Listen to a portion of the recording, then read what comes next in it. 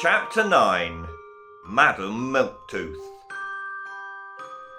The little pair crossed over the bridge. A little nervously, Milktooth walked up to the gate in the fence. He reached out his hand to open the gate. At that exact moment, the front door to Milktooth Manor swung open. A loud voice boomed from the doorway. "And where in Tooth Fairyland have you been, young man? Staying out all night, worrying me half to death? You're in big trouble for such a little fairy." Milktooth began to shake. In the doorway appeared a very plump fairy indeed. She had a white apron tied around her large middle. Her big round face with rosy cheeks was the sort that was normally kind and friendly. However, at this precise moment, it was stern and forbidding. "Come here at once!" her voice boomed again. Milktooth timidly opened the gate and walked slowly towards his mother. Reece William followed. "You've got a lot of explaining to do, young man." Madam Milktooth paused, then looked at Reece William. "And who is this?" she asked. "This is Reece William," Milktooth mumbled. "It's a long story, Mum. Can't we tell you while we're having tea?" "Tea? Tea? You stay out all night and nearly all day and expect to stroll back in and I make you tea?" Milktooth's bottom lip stuck out and began to quiver. Large tears appeared in his tiny eyes. Madam Milktooth tried to keep a straight face, but couldn't. A big beaming smile spread across her face and she began to laugh. "Oh, get inside, the pair of you. Wash your hands and faces, then set the table. After that I'll hear this long story." It was marvellous. Madam Milktooth was a fantastic cook, nearly as good as Grandma. They had the most fantastic sausages Reece William had ever eaten, with mashed potatoes and thick, hot gravy. After this, Madam Milktooth gave them freshly baked jam tarts. Jam tarts were Reece William's favourite. While they ate, Milktooth and Reece William told the tale of the stolen tooth, how Gap and Filling had kidnapped Milktooth and forced him to help them. They then told Madam Milktooth of their visit to the king. She listened intently as the little pair told her of the king's instructions, that they must travel to the Plaque Palace in order to get back Reece William's tooth from the Duke of Decay, and finally that they would need Madam Milktooth's help if they were going to succeed. Madam Milktooth's face had grown stern again. "My word," she said, "what a tale! Those scoundrels! No wonder they needed you." She pointed at Milktooth. "Only a fairy from the Milktooth family has the power to take a tooth when it's not supposed to be taken. It's a power we never, ever use." She glared at Milktooth, still pointing. "Until now." Milktooth gulped.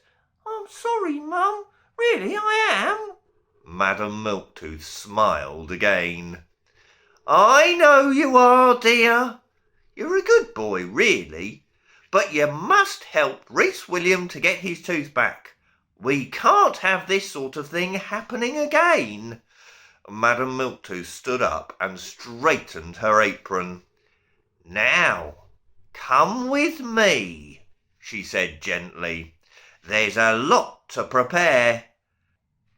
Reece William followed the two tooth fairies into a large room that had shelves and shelves of books along the walls. In the middle of the room was a large round table. Madam Milktooth went over to one of the large bookcases and began to search the shelves. Reece William and Milktooth sat down at the round table and waited patiently. Every now and then they could hear Madame Milktooth muttering to herself, no, that's not it. No, that's not it either. No, this really won't do. And so it went on. Reece William and Milktooth exchanged troubled glances.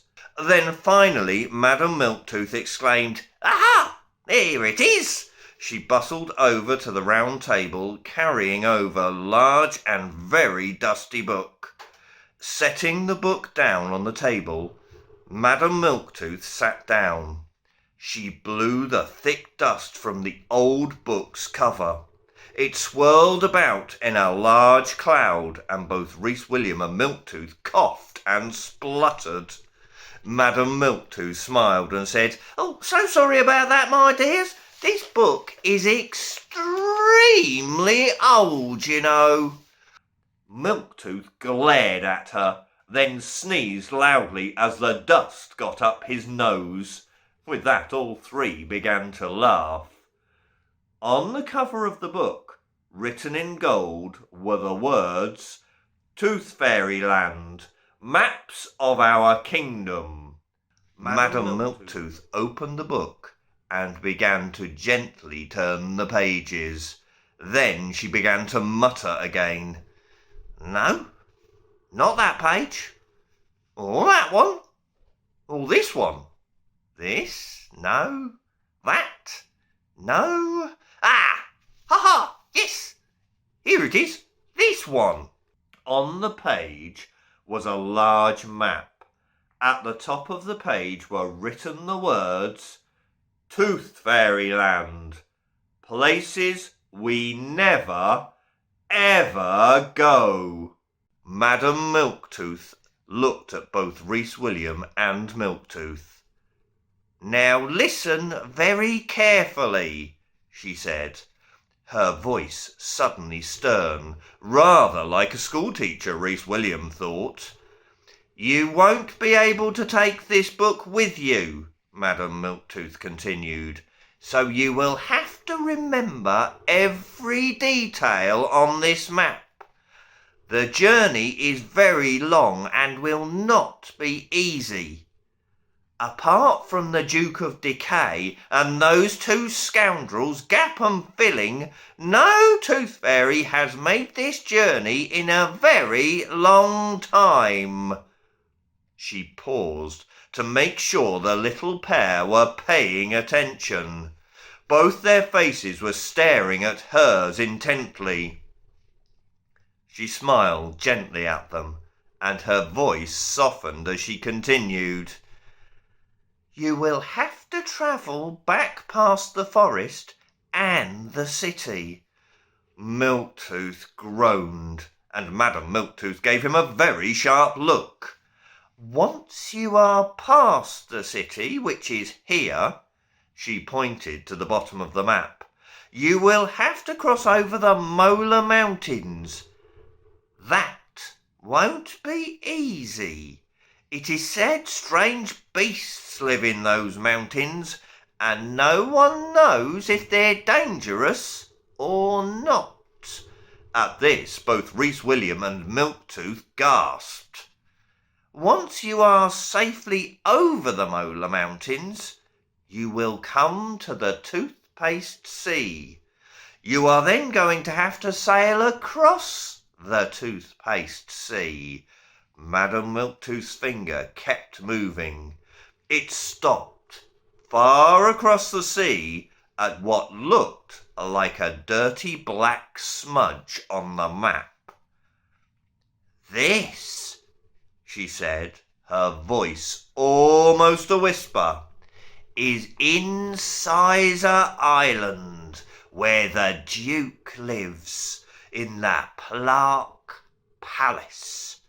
Once you reach the island, the only safe place onto it is on the far side." Her finger went round the black smudge. "Here, in Cavity Cove. It is not going to be easy, but... And here she looked straight at Reece William. If you want to get back your stolen tooth, there is no other way. Reece William sighed and then nodded. Yes, I do want my tooth back, he said. I want it back very much. Well then, said Madam Milktooth, there's no time to lose. I must get you both ready for your journey.